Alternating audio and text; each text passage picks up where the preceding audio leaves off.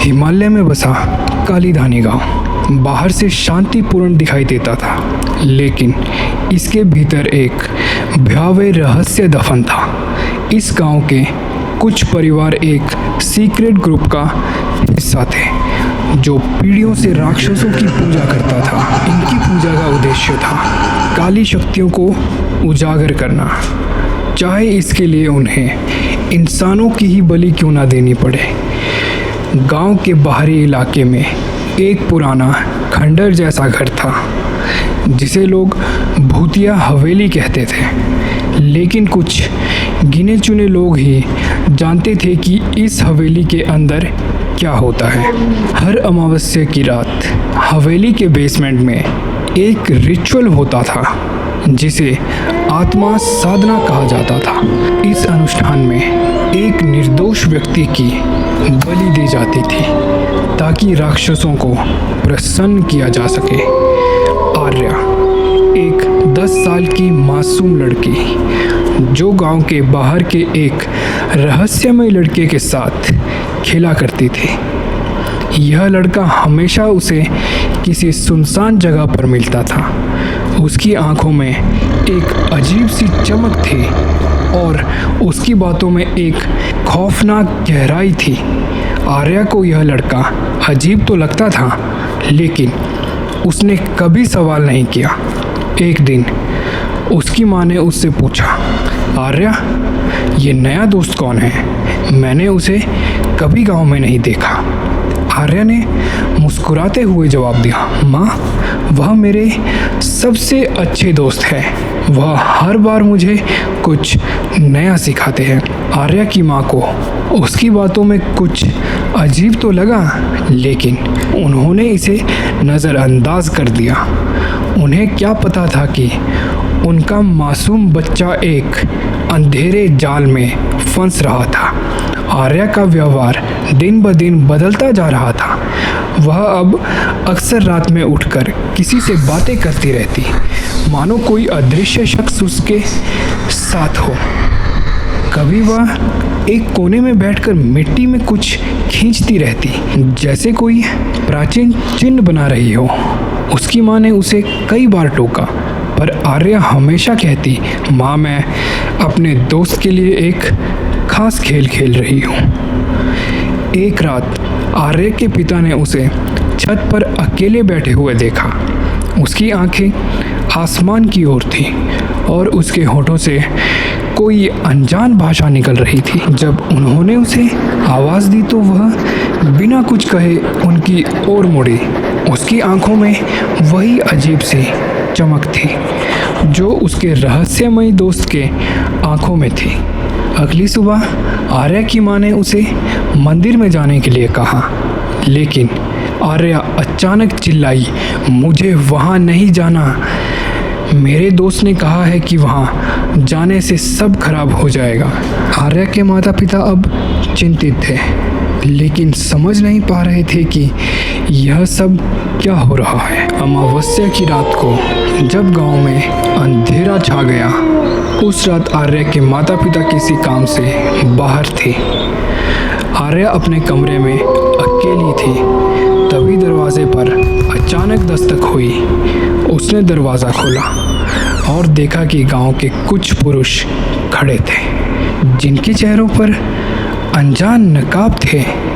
इससे पहले वह कुछ समझ पाती, उन्होंने उसे ज़बरदस्ती पकड़ लिया और बेहोश कर दिया।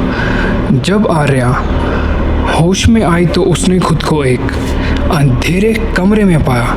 यह कहाँ हूँ मैं? उसने घबराते हुए कहा। उसने अपने चारों ओर देखा और पाया कि वह एक पत्थर की वेदी पर बंधी हुई थी और उसके चारों ओर लाल कपड़ों में ढके कुछ लोग खड़े थे। तभी उन लोगों में से एक, जिसने लाल मुखौटा पहन रखा था, आगे बढ़ा और बोला, यह वह जगह है जहाँ तेरा अंत होगा। यहाँ से तू कभी नहीं लौटेगी। आर्या का दिल ज़ोर ज़ोर से धड़कने लगा। मुझे यहाँ क्यों लाए हो? मुझे जाने दो प्लीज़। तेरी आत्मा साधना के लिए चुनी गई है, एक अन्य व्यक्ति ने कहा। उसकी आवाज़ में एक खौफनाक गूंज थी। जैसे ही चांद अपने पीक पर पहुंचा, उन लोगों ने अपने चेहरे ढके हुए लाल कपड़ों को कसकर बांध लिया और कुछ मंत्र पढ़ने लगे। कमरे की दीवारें उन मंत्रों की गूंज से थर्राने लगी। आर्या की आंखों में आंसू भर गए, लेकिन उसने खुद को शांत रखने की कोशिश की। तभी उसने देखा कि उन लोगों के बीच खड़ा एक और शख्स उसे घूर रहा था। तू यहाँ क्या कर रहा है? उसने डरते हुए कहा। वह वही लड़का था जिसके साथ आर्या खेलती थी, लेकिन अब उसकी आंखों में वह मासूमियत नहीं थी। उसकी आंखें अब लाल और खून से भरी थी। उसने एक शैतानी मुस्कान के साथ कहा, मैं तुझे यहाँ लाने के लिए ही था। यह सब तुझे ख़त्म करने के लिए था। आर्या को अचानक समझ में आया कि वह लड़का इंसान नहीं बल्कि एक दुष्ट आत्मा का रूप था। उसकी आंखों में भय साफ दिखने लगा। क्यों? तुमने ऐसा क्यों किया? तूने कभी सवाल नहीं किया आर्या।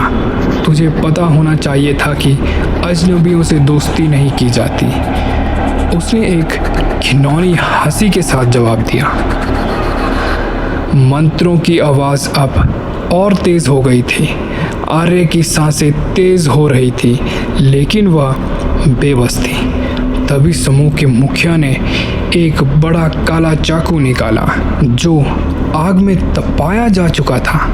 चाकू की धार पर कुछ अजीब से साइन बने हुए थे जो शायद किसी पुरानी काली विद्या से जुड़े थे। मुखिया ने चाकू उठाते हुए कहा, यह बलि राक्षसों को अर्पित है। इसकी आत्मा अब उनकी है। आर्या ने अपनी आंखें बंद कर ली। वह अपनी माँ और पिता के बारे में सोचने लगी। माँ, पापा, मैं आपसे फिर कभी नहीं मिल पाऊंगी, उसने खुद से कहा।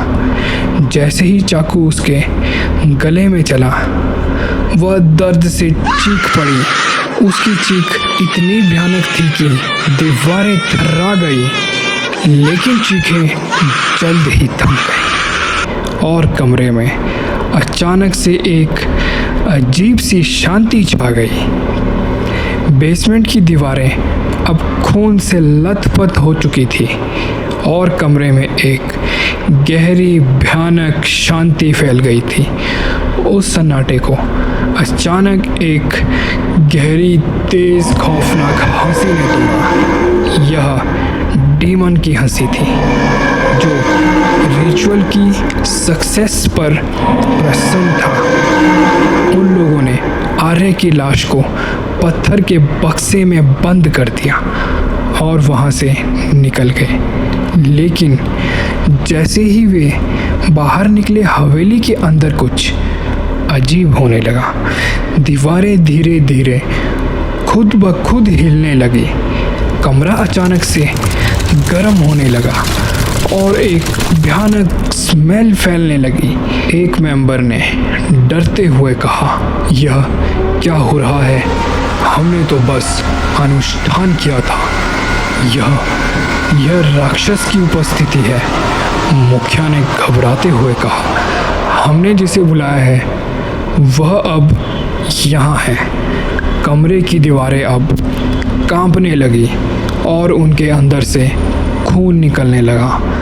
पूरा तहखाना खून से लथपथ हो गया और हर कोई घबराकर वहाँ पर सर झुकाकर खड़ा हो गया।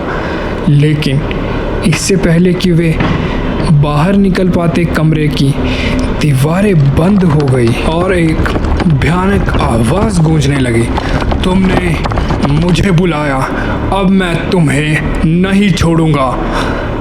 राक्षस की आवाज़ चारों ओर से गूंजी। गांव में उस रात के बाद से अजीब घटनाएं होने लगी। जिन लोगों ने उस अनुष्ठान में भाग लिया था वे अचानक से गायब होने लगे।